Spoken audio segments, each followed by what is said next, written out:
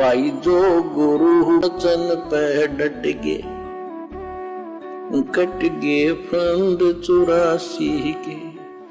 अन्य प्रमाण, कुरान का ज्ञान देने वाले ने, यानी कुरान शरीफ का ज्ञान देने वाले डुप्लीकेट अल्लाह ने, शैतान ने अपने से अन्य सृष्टि उत्पत्ति करता, यानी पूरी कायनात को रचने वाले, कायनात कहते हैं सृष्टि को, उत्पत्ति करता यानी रचने वाला, उसके विषय में बताया है जो इस प्रकार है। कुरान मजीद से प्रमाण। अब कुरान मजीद में कहाँ लिखा हुआ है कि हजरत मोहम्मद को जिस डुप्लीकेट अल्लाह ने, शैतान ने कुरान शरीफ का ज्ञान दिया, वो कहाँ कह रहा है कुरान मजीद में कि मेरे अलावा और भी अल्लाह है जो सबसे बड़ा है, और उसी की पाखी बयान करो, उसी की महिमा करो, और उसकी खबर किसी बाखबर से जा पूछो।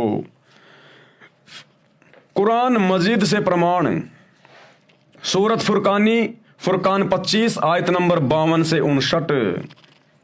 कुरान मजीद से मूल पाठ इस प्रकार है, आयत नंबर 52, फला तुतियल काफिरन व जिहादुम बिही जिहादन कबीरा। सूरत फुरकानी 25 आयत नंबर 52 में साफ साफ उस परमेश्वर का नाम उस डुप्लीकेट अल्लाह ने कहा है। आयत नंबर 52, तो ए पैगंबर, यानी इस आयत का हिंदी अर्थ कर रहे हैं गुरुदेव, तो ए पैगंबर यानी ए हजरत मोहम्मद, तुम काफिरों का कहा ना मानना, यानी मैं तुम्हें जो ये ज्ञान बता रहा हूं कि वो कबीर अल्लाह ही इबादत के योग्य है, जब ये बात तुम आगे लोगों को बताओगे तो लोग तुम्हारा मजाक उड़ाएंगे, लेकिन तुम उन काफिरों की बात मत मानना जो पत्थर पुजारी हैं, जो पत्थरों को पूज रहे हैं, जो एक उस कबीर अल्लाह की पूजा नहीं करते। तुम इन काफिरों की बातों में मत आ जाना। अगर वो काफिर तुझे बहकाने का प्रयास करें, डराने का प्रयास करें, तो तू डरना मत, उनके बहकाने से बहकना मत। तो ए पैगंबर, तुम काफिरों का कहा ना मानना, और इस कुरान की दलीलों से, यानी मैं जो ज्ञान तुझे इस कुरान में दे रहा हूं, इनकी दलीलों से उनका सामना बड़े जोर से करना, जिहाद करना। जिहाद का मतलब होता संघर्ष करना। ये जिहाद का मतलब ये नहीं होता लेके तलवार किसी की गर्दन काट दो, नहीं। ऐ पैगंबर मोहम्मद, उन काफिरों का कहा ना मानना, जो कबीर को अल्लाह नहीं मानते ना, उन काफिरों का कहा मत मानना, और उनका सामना, यानी उनकी बातों का जब तू जवाब दे तो इन दलीलों के आधार पे देना जो मैं तुझे इस कुरान में बता रहा हूं, और तू जिहाद करना उनसे, यानी संघर्ष करना मेरे द्वारा बताए गए ज्ञान से, कुरान की आयतों से, ये दलीलें देकर तू संघर्ष करना, तू जिहाद करना। कुरान शरीफ से आयत नंबर 53 से 59 का हिंदी अनुवाद इस प्रकार है। आयत नंबर 53, और वही है जिसने दो दरियाओं को मिला चलाया, एक का पानी मीठा प्यास बुझाने वाला और एक का खारी कड़वा, और दोनों में एक मजबूत रोक बना दी। क्या कह रहा है वो डुप्लीकेट अल्लाह, वो शैतान हजरत मोहम्मद को? और वो वही अल्लाह है, वही अल्लाह कबीर है वो, जिसने दो दरियाओं का पानी बनाया, एक का पानी मीठा एक का पानी खारा, और दोनों के बीच में अपने वचन से, अपनी शक्ति से ऐसी दीवार खड़ी कर दी, आड़ सूक्ष्म। वो दोनों पानी आपस में मिलते नहीं है। आपने देखा होगा यूट्यूब पर, वो दरिया है, उस दरिया में बीच में बिल्कुल एक लाइन है, इस तरफ बिल्कुल समुद्र का नीला पानी और इस तरफ बिल्कुल वो लाल लाल पानी, और आपस में मिलते नहीं है, वो मिलते नहीं हो आपस में। तो उस कबीर परमेश्वर की वचन शक्ति से जैसा उसने कह दिया कि ऐसा हो जाए तो ऐसा ही हो जाता है। वो क्रिएशन ऑफ द नेचर है, वो परमेश्वर है, सारी शक्तियां सारी सिद्धियां उनके चरणों में हैं। इसलिए तो गरीबदास जी ने कहा अपने कबीर भगवान के लिए, गरीब सब पदवी का मूल है, शकल सिद्धि है तीर, और दास गरीब सत पुरुष बजो अविगत कला कबीर। तो उस परमेश्वर ने उस दरिया के वो दोनों पानी को, एक खारा और एक मीठा, उन दोनों को अपनी वचन शक्ति से बांध दिया कि तू लाइन इधर नहीं क्रॉस करेगा, तू इस लाइन को इधर क्रॉस नहीं करेगा। और आज भी वो प्रमाण है, प्रमाण। वैज्ञानिक भी हैरान है कि समुद्र एक और पानी आपस में मिल क्यों नहीं रहा, एक का खारा एक का मीठा।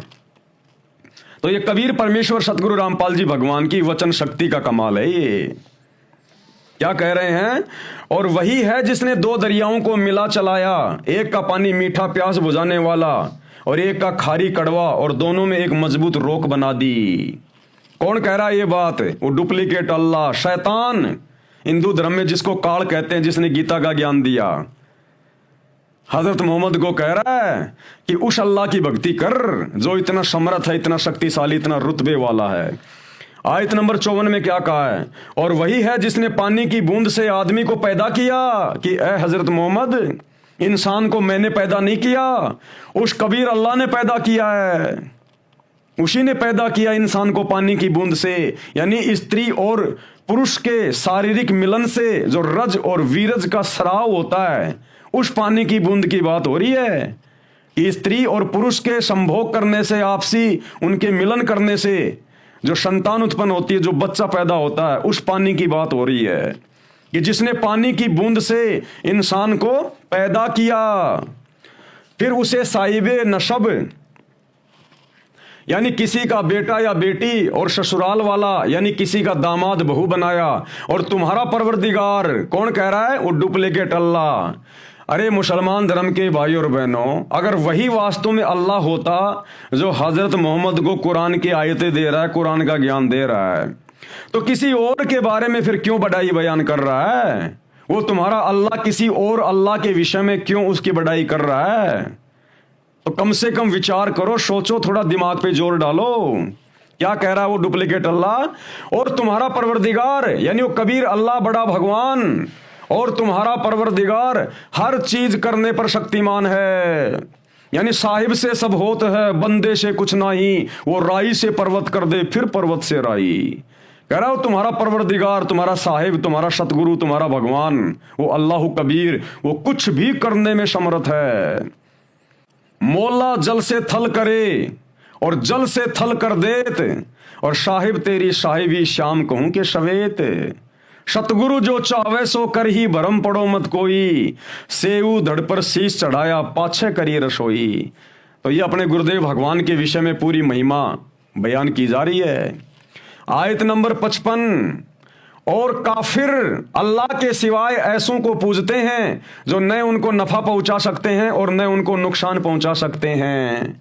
ये तो केवल देवी देवताओं की पूजा करते हैं, पत्थरों की पूजा करते हैं ये काफिर, जो उस कबीर अल्लाह की भक्ति नहीं करते, उसके सिवा ऐसों की पूजा करते हैं। इन आधे अधूरे डमी गॉड देवी देवताओं की, फरिश्तों की पूजा करते हैं, पत्थरों की, जो ना उनको कोई लाभ दे सकते, ना उनको कोई नुकसान पहुंचा सकते। और काफिर अल्लाह के सिवा ऐसों को पूजते हैं जो न उनको नफा पहुंचा सकते हैं और न उनको नुकसान पहुंचा सकते हैं। और काफिर तो अपने परवरदिगार से पीठ दिए हुए हैं, यानी मुंह मोड़े हुए हैं। आज पूरा मुसलमान समाज अपने अल्लाह से मुंह मोड़े हुए है और पत्थरों को पूजता फिर रहा है, काफिर बन के घूम रहा है। इन मजारों पे जा रहे हैं मुसलमान, मस्जिदों में जा रहे हैं। मस्जिद क्या है? पत्थर। ये मज़ारे क्या है? पत्थर। कोई पीर मर गया, कोई पैगंबर मर गया, उसकी समाधि बना दी, उसकी मज़ार बना दी, उन पत्थरों पे जाके सिजदा कर रहे हैं। ये काफिर की श्रेणी में है। हिंदू भाई अपने परमेश्वर, अपने अल्लाह को नहीं पहचान रहे और मंदिरों में जा रहे हैं, तीर्थों पे जा रहे हैं, पत्थरों को पूज रहे हैं, देवी देवताओं को पूज रहे हैं, काफिर की श्रेणी में है। तो क्या कहा जा रहा है? और काफिर अल्लाह के सिवा ऐसों को पूजते हैं। और अल्लाह कौन है वर्तमान में? केवल सतगुरु रामपाल जी। तो सतगुरु रामपाल जी की पूजा के अलावा इस संसार में यदि कोई व्यक्ति किसी और की पूजा करता है, वो काफिर है, काफिर। तो काफिर अल्लाह के सिवा ऐसों को पूजते हैं जो न उनको नफा पहुंचा सकते हैं और न उनको नुकसान पहुंचा सकते हैं। और काफिर तो अपने परवरदिगार से पीठ दिए हुए यानी मुंह मोड़े हैं। आयत नंबर 56। और ए पैगंबर, हमने तुमको खुशखबरी सुनाने और सिर्फ अजाब से यानी पाप कर्मों से डराने के लिए भेजा है कि तुम जाकर लोगों को अब ये खुशखबरी सुनाओ कि वास्तव में इबादत के योग्य वो एक ही अल्लाह है, अल्लाहु कबीर, अल्लाहु अकबर। वही है जो तुझे जिंदा रूप में मिला था।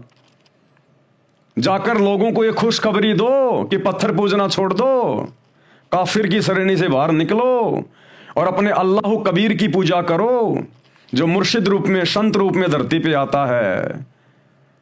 और जाकर लोगों को अजाब से डराओ यानी पाप कर्म करने से, उनको रोको कि तुम जो मूर्ति पूजा कर रहे हो, देवी देवता पूज रहे हो, ये पाप है, पाप, तुम परमेश्वर के दोषी बन रहे हो।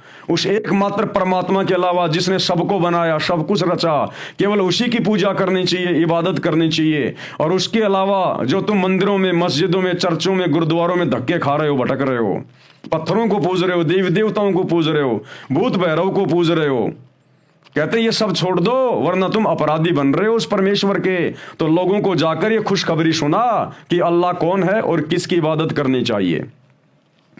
आयत नंबर 57। इन लोगों से कहो कि मैं तुमसे इस अल्लाह के हुक्म पर कुछ मजदूरी नहीं मांगता, कि भाई मैं तुम लोगों को जो अल्लाह कबीर की जानकारी दे रहा हूं ना, ये जानकारी बताने के लिए मैं तुमसे कोई फीस नहीं मांग रहा, कोई पैसा नहीं मांग रहा, मैं तुम्हें फ्री में परमार्थ के लिए ये बातें बता रहा हूं। हाँ, जो चाहे अपने परवरदिगार तक पहुंचने की राह इख्तियार कर ले। यदि कोई चाहे तो भाई मेरी बात मान लो और उस अल्लाह कबीर की भक्ति करके अपने मोक्ष के दरवाजे खोल लो। आयत नंबर 58 क्या कह रहा है वो डुप्लीकेट अल्लाह, वो शैतान हजरत मोहम्मद जी से, और ए पैगंबर उस जिंदा यानी जिंदा बाबा के रूप में मिले थे कबीर परमात्मा हजरत मोहम्मद को। ए पैगंबर उस जिंदा यानी चैतन्य पर भरोसा रखो जो कभी मरने वाला नहीं है। जो तेरे को मिला था ना जिंदा बाबा के रूप में, वो कबीर भगवान, वही है अल्लाह कबीर। वो कभी मरने वाला नहीं है, वो अविनाशी है, अविनाशी, जो कभी मरने वाला नहीं। और तारीफ के साथ उसकी पाकी बयान करते रहो यानी उसकी महिमा का गुणगान करते रहो, और अपने बंदों के गुनाहों से वह काफी खबरदार है। और जब हम उसकी शरण में आ जाएंगे तो वो अपने भक्तों की, अपने बंदों की अच्छी प्रकार से खैर खबर रखता है, उनके पाप कर्मों तुरंत काट देता है फिर सत भक्ति मंत्र देकर कि कैसे इस आत्मा के पाप हल्के होंगे, कैसे कैसे इसके पाप हैं। वो फिर हमें 5 यज्ञ देगा, 3 समय की आरती देगा, मंत्र देगा, सत्संग सुनने को देगा। वो हमारे हर प्रकार के पाप कर्मों से खबरदार है, परिचित है। अरबी भाषा वाला मूल पाठ नागरी लिपि में आयत नंबर 58। वह तवक्कल अल हैलजी ला यमुतु व शब्बिहु बिहमदी व कफा बिही बिजुनही बिआदिह कबीरा। सूरत फुरकानी 25 कुरान शरीफ से हिंदी और आयत नंबर 59। अब इस आयत नंबर 59 में कितनी गजब की बात है उस डुप्लीकेट अल्लाह ने, उस शैतान ने पैगंबर हजरत मोहम्मद से कही है, जिसने आसमानों और जमीन और जो कुछ उनके बीच में है सबको 6 दिन में पैदा किया। अपने से अन्य उस कबीर अल्लाह की बड़ाई कर रहा है और हजरत मोहम्मद को कह रहा है। कौन? जिसे मुसलमान भाई अपना अल्लाह मानते हैं, वो शैतान।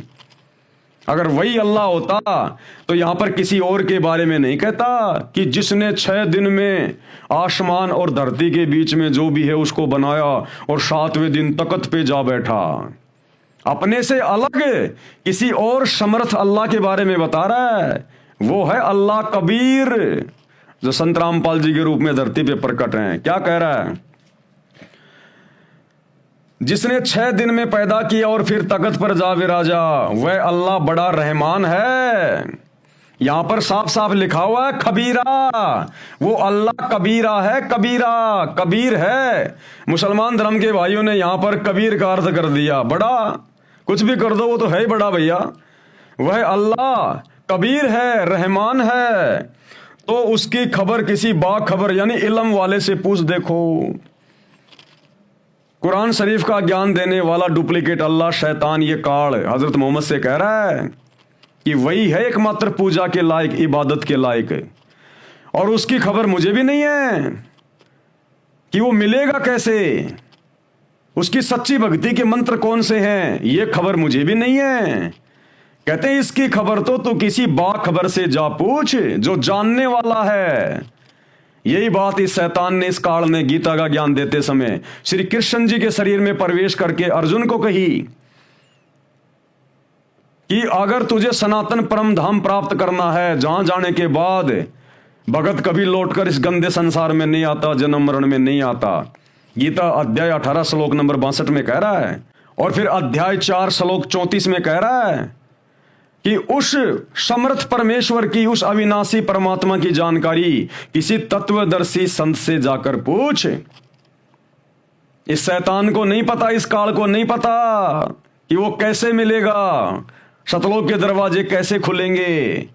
अगर इसको पता होता तो गीता जी में एक अध्याय और लिख देता, एक श्लोक और लिख देता कि मैं बताता हूं वो कैसे मिलेगा, लेकिन इसको नहीं पता। इसलिए अध्याय 4 श्लोक 34 में कह दिया कि उसकी जानकारी किसी तत्वदर्शी संत से जा पूछो। और उसी काल ने, उसी शैतान ने मुसलमान धर्म में कुरान शरीफ का ज्ञान देते समय हजरत मोहम्मद को कह दिया कि उसकी खबर किसी बाखबर से जा पूछो। तो उसकी खबर किसी बाखबर यानी इल्म वाले से पूछ देखो। कितना क्लियर लिखा हुआ है इन आयतों में। उसके बावजूद भी बुद्धि ऑफ है मुसलमान धर्म के भाई बहनों की, शैतान की प्रेरणा से, काल की प्रेरणा से। गुरु वचन पे डट गे, कट गे फंद 84 के, कट गे फंद 84 के, कट गे फंद 84।